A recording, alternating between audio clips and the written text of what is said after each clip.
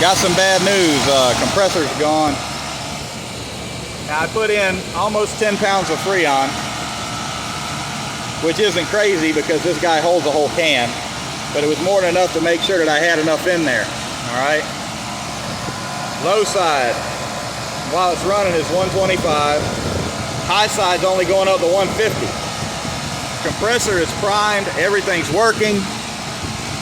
I've checked pressures out here, in here, right off the compressor. There's no clogs. It's not a problem with the reversing valve because where I've got it hooked to is before the reversing valve. I've already checked all these little things. So watch the gauges. I'm going to turn it off. This is going to disconnect at 24 volts. And listen. That's all it did. The compressor running only makes a 25 PSI difference. It's shot and it's thousands of dollars. So, bad news, bro. Sorry.